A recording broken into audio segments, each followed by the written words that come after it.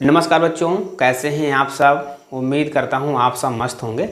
और मैं संजीव कुमार, मैं इस वीडियो में आज आप लोगों को बताने वाला हूं क्लास 10 प्रश्नावली 5.1। दोस्तों 5.1 में मुझे क्या सीखना है, कौन कौन चीज़ें मुझे सीखना है जिससे इस प्रश्न के सवाल हम आसानी से लगा सकते हैं, वही इस वीडियो में मैं आप लोगों को बताने वाला हूं। अगर आप क्लास 10th के स्टूडेंट हैं और आप लोगों को मैथ में कुछ दिक्कत है, आप लोग समझ नहीं पाते हैं, सारी जानकारी, सारे जो इसमें आपके डाउट हैं, सब कुछ इसमें कंप्लीट से मैं बताऊंगा।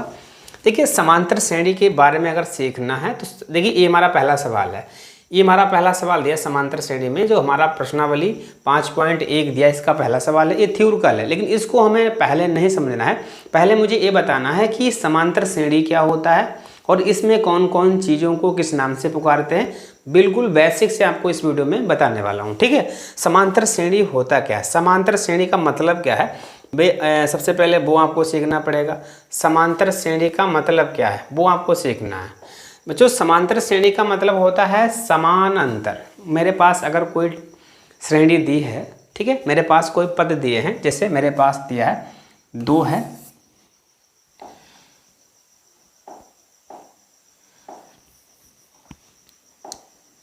मेरे पास 2 दिया है, 4 दिया है और 6 दिया है। इसी तरीके से बहुत सारी संख्या मेरे पास हैं। ये मेरे पास श्रेणी दी है और मुझे बताना है, मुझे आप इसको देखकर बताना है कि हमारे पास ये एपी श्रेणी है नहीं। एपी का मतलब होता है समांतर श्रेणी। एपी का मतलब क्या होता है, समांतर श्रेणी।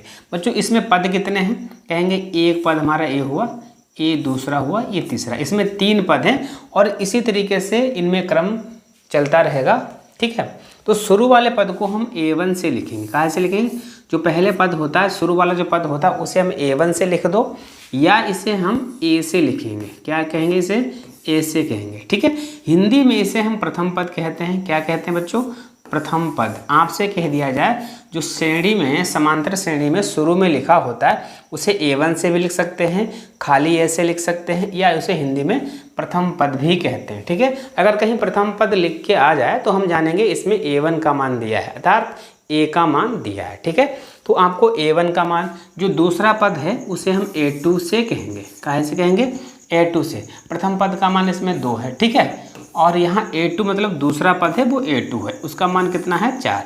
इसी तरीके से A3, तीसरा पद बच्चों कितना है, ये 6 दिया है।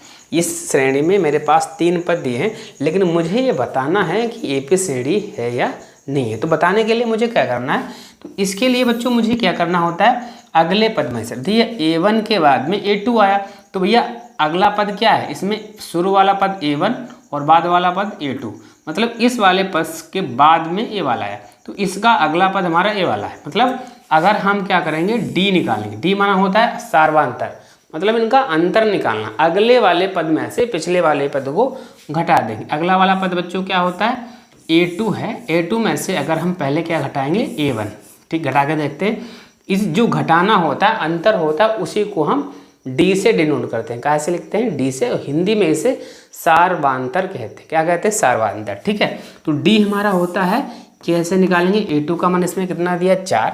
A2 का मान कितना दिया है, 4, और A1 का मान कितना दिया है हमारा, 2। तो इनको हम 4 में से जब 2 घटाएंगे तो बच्चों कितना आएगा, 2। अभी तो मैंने एक पद निकाला है, ठीक है।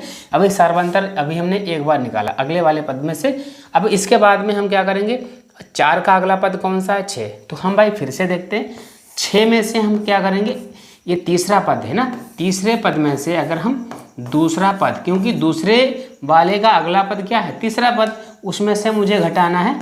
तीसरे पद का कितना मान है, 6। 6 में से कितना जाएगा, 4। घटा दिया, कितना बच्चों आया, इसका भी मान हमारा 2 आया। मतलब हमने इस श्रेणी में अगले वाले पद में से पिछले वाले पद को जब घटाया है, किसी भी पद को आपस में अगले से पिछले वाले को घटाया है, तो उन सभी का अंतर एक जैसे आया। एक जैसा है ना, उस अंतर को हम काहे से लिखते हैं, D से।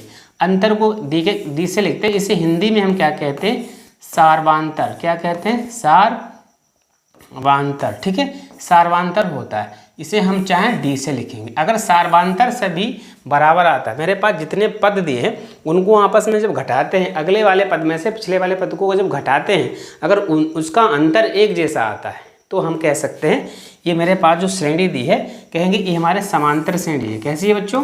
कहेंगे इसे हम कहेंगे ये मेरे पास जो श्रेणी है वो कौन सी श्रेणी है? समांतर श्रेणी। कैसे हमने पहचाना है?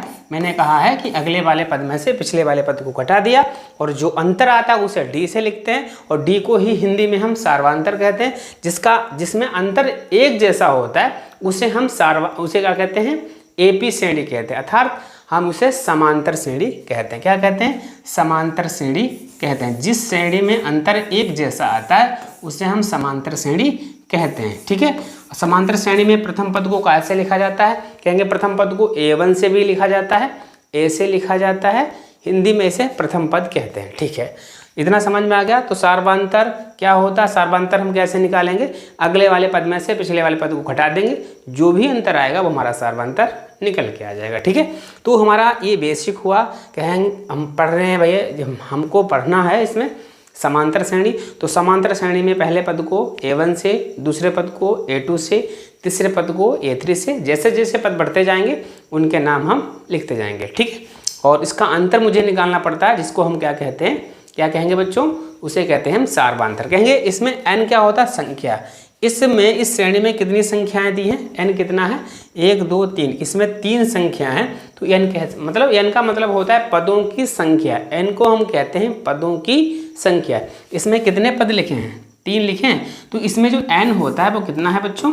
3 है। n का मान कितना है? इसमें 3 है। तो भैया n भी मालूम हो गया, d भी मालूम हो गया, प्रथम पद मालूम हो गया, A2 मालूम हो गया, A3 मालूम हो गया, ये सब कुछ पता हो गया। अगर ये आपको पता है, इस सवाल में, इस चैप्टर में, इस अभ्यास में सारे सवाल आप आसानी से लगा सकते हैं। ठीक है, कैसे लगाएंगे बच्चों? बिल्कुल ध्यान से समझना है। अब मेरे पास इस सवाल जो दिया है इसको हम ध्यान से समझेंगे और समझने के बाद इसको बहुत ही आराम से इसको सॉल्व कर सकते हैं। देखिए सवाल क्या दिया है? प्रत्येक किलोमीटर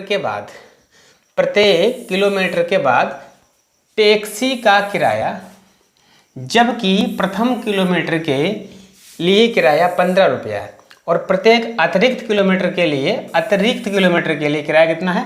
8 रुपये। इसका मतलब सवाल में ये बोला है, अगर एक टैक्सी है उसका किराया है, उसने कहा अगर टैक्सी में अगर शुरू के 1 किलोमीटर चलेंगे, प्रथम 1 किलोमीटर चलने के लिए मुझे 15 रुपये ही देने पड़ेंगे।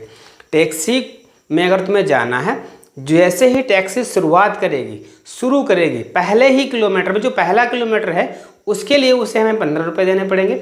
और इसके अलावा अगर हम जाते हैं तो मुझे 1 किलोमीटर के हिसाब से 15 रुपये, प्रति किलोमीटर के हिसाब से 8 रुपये देने पड़ेंगे। शुरू वाले 1 किलोमीटर के लिए 15 रुपये देने पड़ेंगे। इसके बाद जितने भी किलोमीटर चलेंगे तो प्रति किलोमीटर मुझे 8 रुपये देने पड़ेंगे। ठीक है, तो इसमें हम जो शुरू वाले पद होता है प्रथम कहेंगे, इसमें प्रथम पद कितना है बच्चों? इसका प्रथम पद कितना हो जाएगा? प्रथम पद काहे से लिखेंगे? कहेंगे प्रथम पद बच्चों कितना हो जाएगा? इसे हम A1 से कहेंगे या तो इसे हम क्या कहेंगे? A कहेंगे। इसमें A कितना दिया है? 15 दिया है। कितना दिया है? 15 दिया है भैया, 15 रुपये दिया है। कितना दिया है? 15 रुपये दिया है। टैक्सी वाले ने कहा है कि अगर आप टैक्सी में जाएंगे तो शुरू वाला, जैसे हम पहले किलोमीटर चलेंगे, शुरुआत करेंगे, तो शुरू वाले 1 किलोमीटर के मुझे 15 रुपये देने पड़ेंगे तुम्हें, और इसके बाद अगर जाते हो तो तुम्हें 8 रुपये, मतलब 1 किलोमीटर के 8 रुपये देने पड़ेंगे। शुरू वाला जो 1 किलोमीटर होगा उसके मुझे 15 रुपये देने पड़ेंगे। ठीक है, तो शुरू वाले पद को हम A1 से A से लिखते हैं। उसका मान हमारा कितना हो गया बच्चों? 15 दिया है। और इसके बाद प्रति किलोमीटर, मतलब 1 जाएंगे तो हमारा 15 रुपये जाना पड़ेगा। 2 किलोमीटर जाएंगे मतलब दूसरा पद है, 2 किलोमीटर आए, दूसरा पद कैसे निकालेंगे बच्चों? एक फार्मूला होता है, कहेंगे दूसरे पद के लिए A में हम क्या जोड़ देंगे? D जोड़ देंगे, अंतर जोड़ेंगे। प्रति किलोमीटर कितना देना पड़ता है? 8। जो प्रति किलोमीटर में सभी में जो समान होता है उसको हम D से लिखा जाता है। अंतर क्या होता है? D से लिखा जाता है। तो इस सवाल में जो 8 दिया है वो D दिया है। ठीक है, तो A2 को हम निकालेंगे तो A1 का मान कितना है हमारा? 15, और D का मान कितना हमारा बच्चों दिया है भैया? 8 दिया है। अब इनको हमें जोड़ देना है। तो दूसरे 2 किलोमीटर जाने के लिए 8 5 13,